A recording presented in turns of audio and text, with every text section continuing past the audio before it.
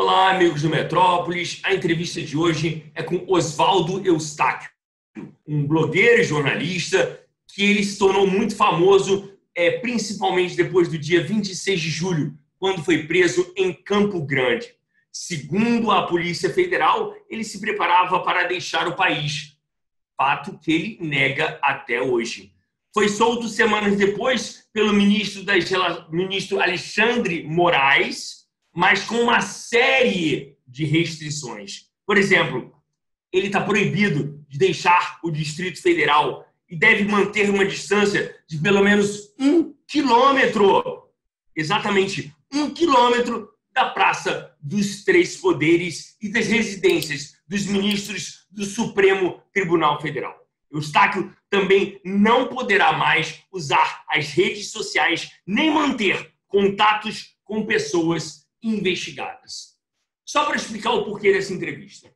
Na semana passada, eu entrevistei o pastor Felipe Reyes, que foi inocentado das diversas acusações de pedofilia e abuso sexual de um menor de idade feitas pela Bianca Toledo, a ex-mulher dele, também pastora evangélica. Segundo o pastor Felipe Reyes, ele citou o nome de Oswaldo Eustáquio nesta entrevista, dizendo que, através do blog de Oswaldo, várias acusações, várias difamações em relação a ele eram publicadas ali. E Felipe disse que Oswaldo estava usando tudo a mando de Bianca Toledo. E por isso, nada mais do que necessário o direito de resposta de Oswaldo Eustáquio. Alguém pediu para o senhor entrar nesse caso do Felipe Toledo, do Felipe Reyes da Bianca Toledo? A ministra Damares tem dedo nisso? Quando eu entrei nesse caso, a pastora Bianca Toledo já era muito conhecida, muito famosa, uma cantora gospel. Eu sou evangélico. Embora eu seja evangélico, eu não conhecia a pastora Bianca Toledo, nem das suas pregações, nem o testemunho dela, que é tão famoso. O Brasil inteiro conhece, mas por algum motivo eu não conhecia. A ministra Damares Alves, ela é uma forte combatente da pedofilia, dos abusos sexuais. Quem me falou sobre esse caso foi um assessor da ministra, o Marcos Vinícius Carvalho, um amigo meu. Ele falou assim: Oswaldo, tem um caso muito grave mesmo, de abuso sexual, da cantora Bianca Toledo, pastora Bianca Toledo. Eu falei assim: não conheço. Eu falei assim, inclusive ela teve com a ministra, ela falou com a ministra, pediu ajuda para a ministra, e a ministra disse a ela que esse é um caso que só você é o único jornalista no Brasil que tem condições de investigar esse caso com isenção. E me foi pedido para investigar esse caso. Foi sim um pedido da ministra Damares. Eu investiguei esse caso e trouxe toda essa verdade à tona. E por isso que sou... Mas a ministra tinha um lado? Não, a ministra ela tem um lado, como eu tenho um lado. Nisso nós estamos do mesmo lado. E o lado que ela tem e que eu tenho é um lado totalmente contra abuso sexual. Nós odiamos a pedofilia, nós odiamos... Ela não tem o lado da pastora Bianca? Não, ela tem o lado contra abusos sexuais e me pediu para investigar isso aí. Eu falei assim, investiga isso aí, porque se tiver abuso, se for comprovado qualquer abuso, nós não vamos deixar isso acontecer. Porque nesse caso da pastora Bianca Toledo é um caso que foi emblemático, um caso que parou o Brasil. E quem me disse isso foi a própria pastora Bianca Toledo, quando eu fui entrevistá-la. Esse caso parou o Brasil. Então, de fato, quem me pediu para olhar esse caso mais de perto e investigar foi a ministra Damares, através do seu assessor, o Marcos Vinícius. Depois, se não me engano, a Bianca teve com a ministra também para falar com ela, mas eu não sei o que aconteceu. Semana passada, sua esposa perdeu o cargo de secretária nacional da ministra Damares. Vocês são assumidamente bolsonaristas e apoiadores do presidente. Por que, afinal de contas, a sua esposa foi demitida? Olha, primeiro porque é um cargo de livre nomeação e exoneração. Você não precisa ter um motivo para contratar ou para demitir. Então, a ministra Damares, ela tem como ministra, ela pode fazer isso aí. Ela não precisa dar satisfação para mim nem para ela. Mas a ministra Damares é uma pessoa que tem o nosso respeito. Nós conhecemos a ministra há mais de 10 anos. Aliás, a ministra Damares hoje é a grande ministra dos Direitos Humanos. Ela trabalhava no Congresso quando nós a conhecemos, e quando nós a conhecemos, a própria ministra Damares, como membros da ONG Atini, que são a ONG que cuida de crianças indígenas deficientes, que salva vidas, né, estava na iminência de ser denunciada pelo MPF, pela promotora Débora Duprá, que perseguia essa ONG de Damares, porque diziam que eles sequestravam crianças e que a prática do infanticídio era mentira, e que a ministra, que não era ministra na época, que Damares era louca, que outras pessoas lá, inclusive na iminência de ser mandado de prisão, naquela época, porque diziam que o infanticídio era uma mentira.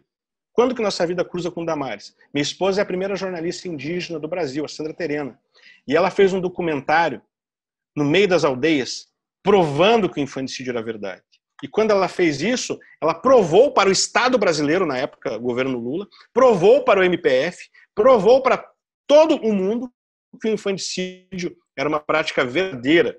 E, nesse caso, os processos contra a ONG de Damares, contra outras ONGs, elas perderam o objeto.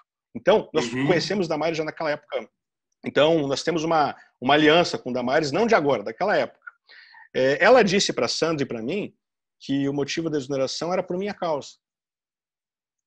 E mesmo engolindo seco, porque eu sei que o nosso trabalho é pelo Brasil, mas soldados, às vezes, na guerra são mortos, Léo. Soldados numa guerra, às vezes, são feridos. E eu entendo que, nesse momento, a ministra Damares, ela tomou a decisão que ela achou melhor, e eu respeito essa decisão dela. E nós seguimos agora. Mas é decepcionante, né? É decepcionante para você que estava sempre ao lado dela ouvir isso como uma explicação para a demissão da sua esposa, né? Léo, eu sou um soldado. E soldado não tem emoção. Eu sou um soldado. Sério? Léo, olha o que aconteceu comigo, Léo. Eu fui preso. Na cadeia não me deram água, eu tive que tomar água da privada. Estou censurado. Minha esposa hoje está desempregada. Os meus filhos tiveram os equipamentos eletrônicos, os tablets que eles fazem videoaula, tomados pela Polícia Federal, sem um mandado para eles. O mandado era para mim, eu estava preso. Sabe quanto que vai custar? Vai custar tudo para mudar a história. Não é custar caro. Não está custando caro, está custando tudo para mudar a história do Brasil. E eu sei que, se necessário for, e eu tiver que pagar um preço, eu vou pagar. Porque é por você também, Léo. É por você também, meu querido. É por toda essa nação. E eu tenho liberdade de imprensa, isso? É pela liberdade de informação. Não é só pela liberdade de imprensa, é pela liberdade de expressão, é pela liberdade do cidadão. Porque quando eu vou preso porque eu denuncio a trama de um golpe contra o presidente, numa super live com o Roberto Jefferson, que teve 172 mil pessoas simultaneamente assistindo. Foi a maior audiência da internet brasileira em uma questão de jornalismo. Então, sobre a questão de Damares, eu respeito Damares. Se ela fez isso, ela tinha algum motivo. Eu sou um soldado. E soldados na guerra se ferem. Às vezes eles morrem. E a gente não canta o hino nacional, o hino da independência, ou ficar a pátria livre, ou morrer pelo Brasil. Será que isso é verdadeiro? Na minha família isso é verdadeiro. Os meus filhos estão forjados para a guerra. Os meus filhos chegam, papai, a Polícia Federal veio aqui e fez o que era errado. Uma ala da Polícia Federal tomou o tablet dos meus filhos fazer aula de forma imoral, inconstitucional. Eles não tinham o mandado para isso. O mandado era para pegar o meu. Eles pegaram do meu filho de 5 anos.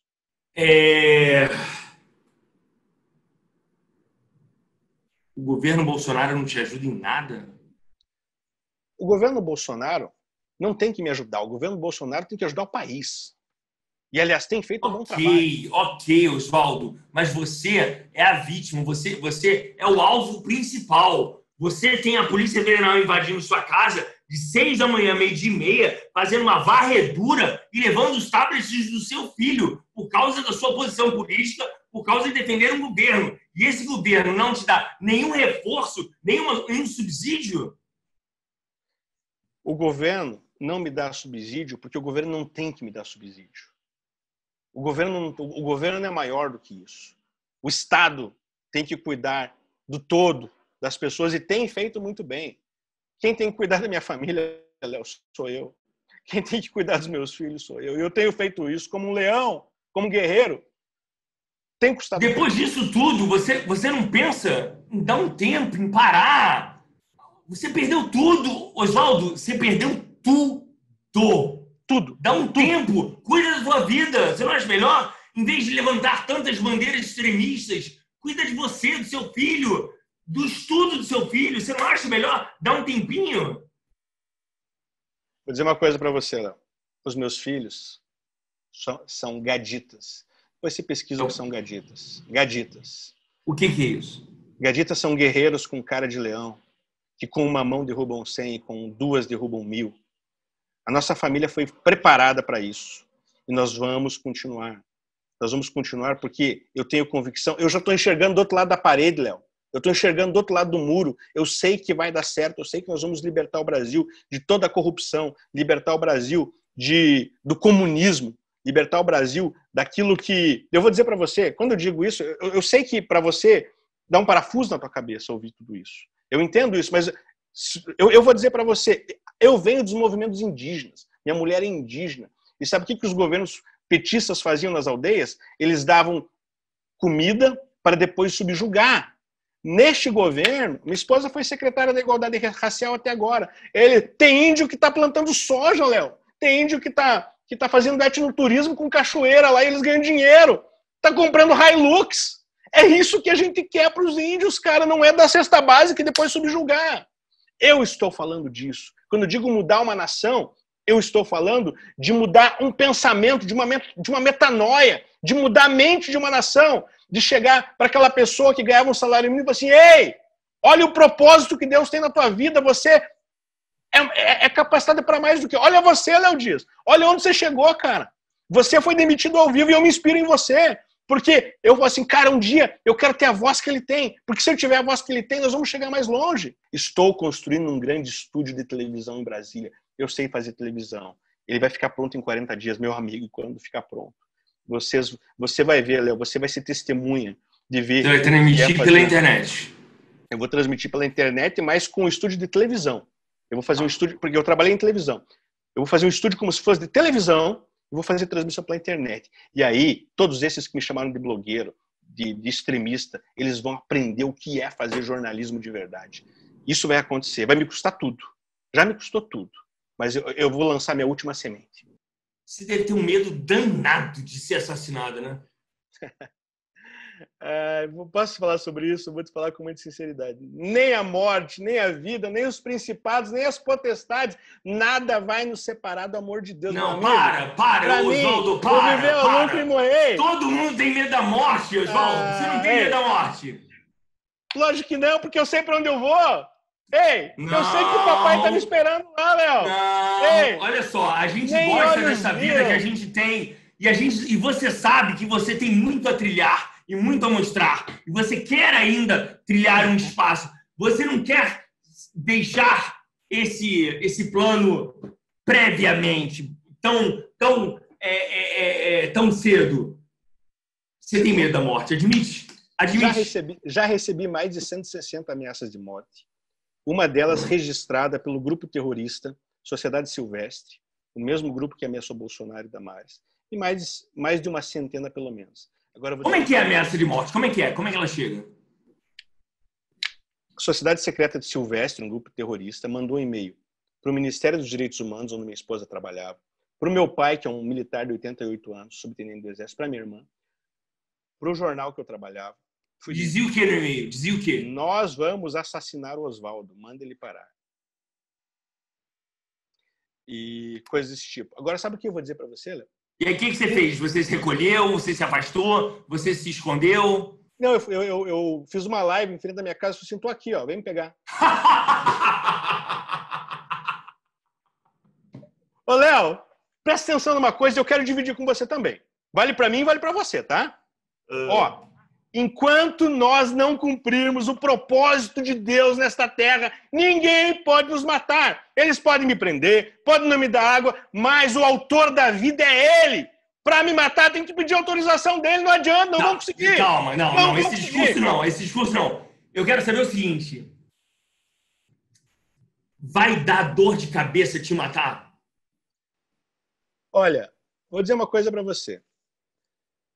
Primeiro que para me matar vai ser muito difícil, porque os Por caras têm que ser quê? muito, muito bem preparados para isso. Por quê? Cara, porque é o seguinte, eu tenho seguranças. Onde eu moro tem câmeras. Ah, tá, Eu tá, tá, sigo, eu tá. sigo o protocolo. Veja, eu não vou ser, eu também não vou ser um vacilão. Não, Deus não vai deixar me matar e vou sair Perfeito, andando perfeito, sozinho. perfeito. Não, eu tenho toda uma equipe de segurança, eu tenho protocolos de segurança. Quando eu vou num local, assim como você deve ser também, tem a minha equipe que vai antes para ver lá, que fica protegendo depois. Então, assim, para se tentarem me matar, tem que fazer um grande esquema para tentar me matar. Só que aí, eu vou dizer para você, na hora de dar o tiro, não vai apertar. Se não for o momento, meu amigo, e vale para você também, se não for o momento, não vão conseguir. E, enfim, não tenho medo da morte. Não tenho medo porque creio que o autor da vida é ele. E para me matar, tem que pedir autorização dele. E eu tenho convicção que não chegou. E vale isso para você também. Receba isso para tua vida, viu? E você acha que o problema, o seu problema é o extremismo? Não, meu problema é a verdade. Meu problema é falar a verdade que as outras pessoas não querem falar por causa de um establishment, por causa de um sistema. Veja, não tem sentido, não há sentido numa censura prévia. Não existe jornalista no mundo que é censurado previamente, que não pode falar. Isso acontece comigo. Agora, por que eles estão me censurando previamente? Porque a minha voz começou a ecoar e começou a ir muito longe. A minha voz começou a ser ouvida de uma forma que esse sistema corrupto, esse mecanismo, não queria que minha voz fosse ouvida. Quando eu comecei a denunciar casos gravíssimos da Corte Suprema, as pessoas começaram a me seguir, começaram a dar like, começaram a compartilhar, e tudo que eu falei é comprovado. Vou te dar um exemplo. E daí, se você quiser cortar depois, você corta também, fica a teu critério.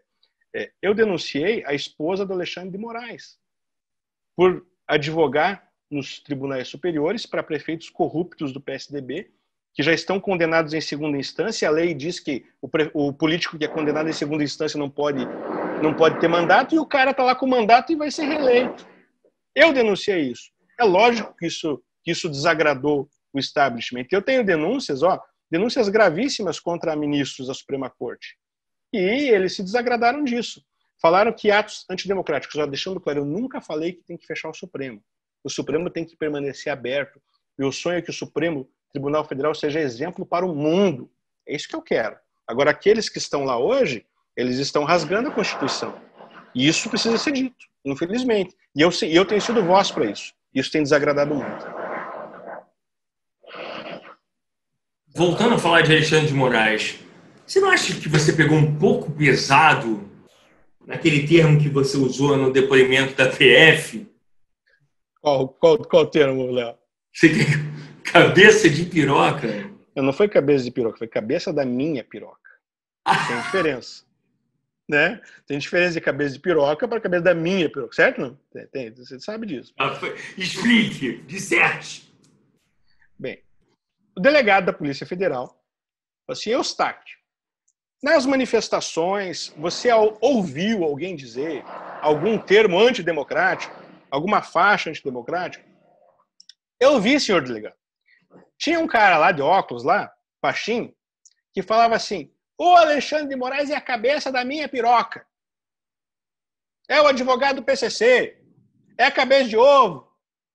E esse mesmo baixinho, é um baixinho de óculos, parecido com o senhor, inclusive. O delegado é baixinho de óculos, o delegado ruía a unha de medo, ele tinha medo de me ouvir. Cara, não sei se eu posso falar isso aqui para você, mas tô falando. Cara, o delegado na minha oitiva, ele tremia, Léo, ele tremia. Eu falei assim, o cabeça da minha piroca, não é de piroca, é da minha piroca, dizia o baixinho de óculos que é parecido com você, delegado. E falava tanta coisa que eu não vou nem falar nesse depoimento aqui, que eu acho que não vai caber nesse papel. E isso aconteceu. Não é cabeça de piroca, não. Cabeça da minha piroca. Sobre Alexandre de Moraes, dizia o baixinho de óculos na manifestação. Qual é a sua relação com o presidente Jair Bolsonaro? Eu nunca vi o presidente Jair Bolsonaro pessoalmente. Não tem nenhum tipo de contato com ele? Nunca vi ele, nunca tive contato com ele. Ele é o presidente da República. Eu sou um apoiador dele pelas ideias dele.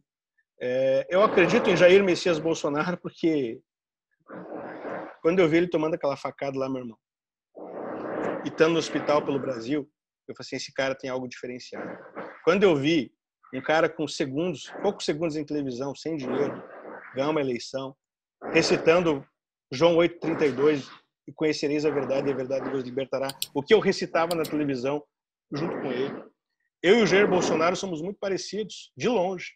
A forma de vestir, de chinelo, e eu me identifiquei com ele. E eu acredito nele. Eu acredito que ele já é um grande estadista. E não o conheço. Nunca estive com ele. Você pergunta, Oswaldo, você quer ser amigo dele? Quer estar com ele? Não tem essa intenção. Ele tem 210 milhões de pessoas para cuidar. Oswaldo, você quer alguma ajuda dele? Não quero ajuda dele. Eu quero que ele continue fazendo esse brilhante trabalho que ele tem feito pela nação. E o que eu estou falando para você, então, o meu celular, o meu sigilo foi quebrado. Vamos ver com quem eu falo. Vamos ver com as pessoas que eu falo. Então, eu não tenho relação com o presidente Bolsonaro. Respeito, admiro, sou um bolsonarista, como diz, realmente. Dou minha vida pelo meu país, mas eu sequer vi o presidente pessoalmente. Sequer eu nunca apertei a mão do presidente. Só para finalizar, você será candidato em 2022? Você é senador da República. Não vou nem ser deputado. Fala sério, vai ser candidato? Lógico que vou. Não, é senador. 2022, pelo Paraná, pelo meu estado, eu vou ser candidato ao Senado da República e vou ganhar a eleição. E sabe por que eu vou ser candidato ao Senado? Senado? Você não acha que é muito alto isso, não, cara? Eu acho, só que eu tenho um propósito. Quem tem propósito chega lá. Sabe qual que é o meu propósito? Você sabe que a única casa de leis no Brasil que pode pedir impeachment dos ministros do Supremo é o Senado. A Câmara não tem essa legitimidade. É só no Senado que o processo de impeachment contra ministros da Suprema Corte pode ser abertos. E eu vou para lá para abrir impeachment contra aqueles que têm feito mal pelo Brasil. E deixando claro que se eles forem inocentes, eles vão ser julgados e vão ser inocentados. E se forem culpados, vão cair na mão do Oswaldo Eustáquio, meu amigo. E meu braço está ficando pesado. Então, eu sou candidato ao Senado para isso. Podia ser deputado, mas daí deputado não pode pedir impeachment. Então, eu tenho um propósito. E vou dizer uma coisa para você, Léo. Eu vou ganhar a eleição. Oswaldo, que entrevista incrível, cara. Você é surpreendente. Surpreendente. Muito obrigado pela atenção. Fique com Deus. Paz na sua família. Beijo nos seus filhos. Cuida deles que eles merecem. Muito obrigado pela atenção. Obrigado, Léo. Deus te abençoe. Que o favor de Deus esteja sobre você. Estamos juntos. Deus está no controle de todas as coisas. Fiquei teu fã. Eu já te conhecia, cara, mas eu achei que ia vir com uma entrevista, a gente ia brigar ao vivo aqui. Eu falava, mas, cara, você que é o cara. Deus te abençoe, tá? Que o favor de Deus esteja sobre você.